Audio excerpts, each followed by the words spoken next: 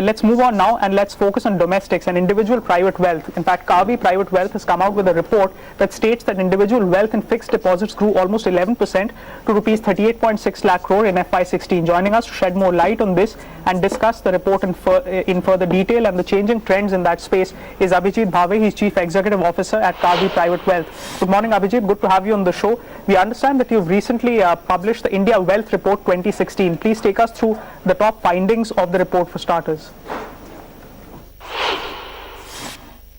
This time our report actually has a cover story with a line from a song by Bob Dylan, and the song goes like, "The times they are a-changing."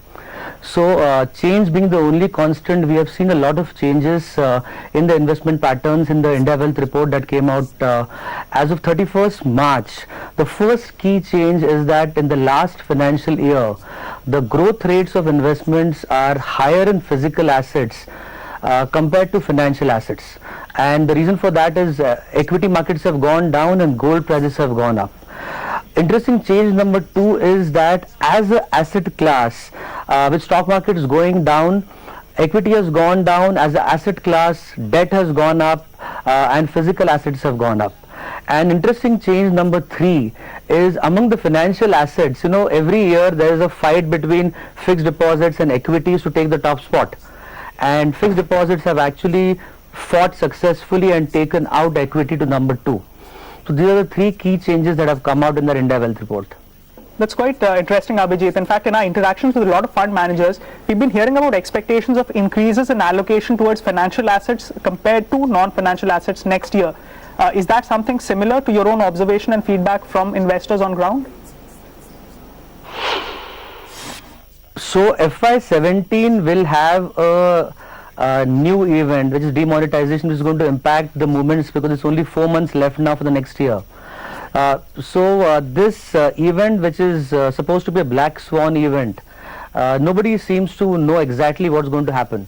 But what we see happening over the next 4-5 months for the next financial year ending is obviously cash is no longer the king, so cash goes down.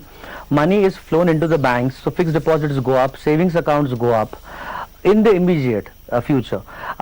Coming back to your point on expectations on financial assets growing at a faster pace than physical assets.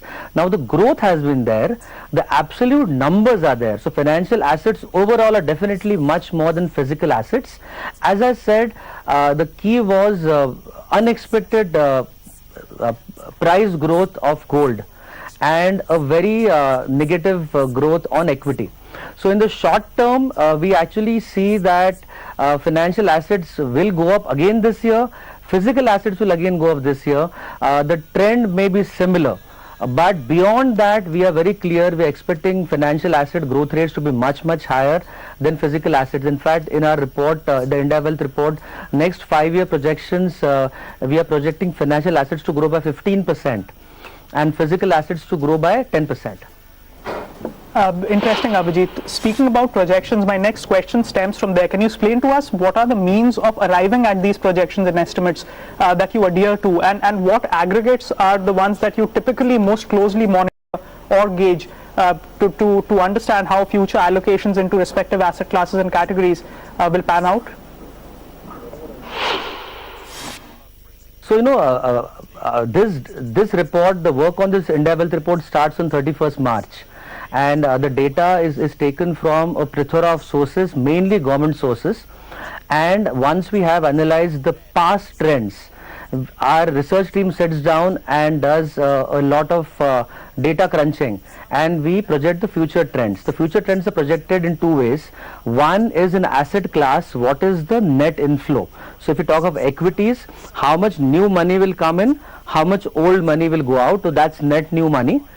And we look at the expected growth rate. So we start with projections on GDP growth, and then look at price movements, we look at stock movements, if required we look at currency movements. So it is quite a lot of work that goes into estimations, and it is based on our research view over the next 5 years on macro and micro factors. Right.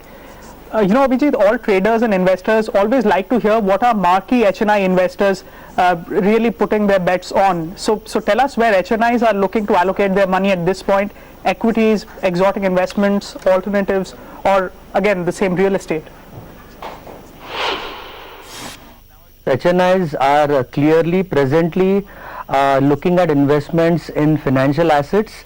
Within that, they are looking at mutual funds, as I told you. They are also looking at portfolio management services in the equity asset class, where the minimum ticket size is 25 lakhs. One very interesting sub-asset class where a lot of our HNI and ultra HNI customers are showing interest and putting in money, and that can be clearly seen in the growth rate, is alternative investments, which includes products like high yield debt, structured products, private equity funds, real estate funds. And they have, though the base is very small, they have shown a growth rate of around 80%. So these kind of products where the minimum ticket sizes can be as much as 1 crore actually give the thrill of investing. And a lot of investors love this idea of partnering with an entrepreneur, being a venture capitalist and trying to help grow the company. Stemming from that, Abhijit, one of the interesting data points that you've also covered is about higher proportion of alternative investments in India.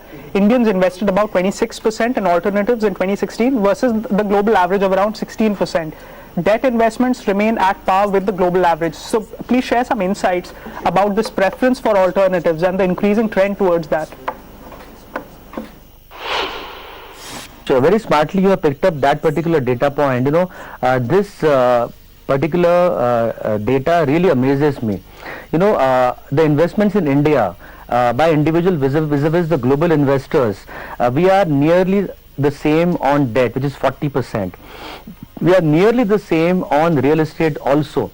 Where we are different is equity, we are much lower, and alternative investments, we are much higher. Now, alternative investments, we are higher only because of one reason, and that reason is that we Indians love gold. Physical gold, and physical gold is the largest asset class in India. We see that trend changing over the next few years, and there being an equilibrium between where Indians are investing and where the world is investing. So we see equity going up and alternative assets, especially gold, going down as an overall percentage. All right, Abhijit, we're going to leave it at that, but really appreciate you joining us, decoding your report and taking us through the broader contours of it. With that, it's a wrap of this edition of Trending Today. Thank you so much for watching.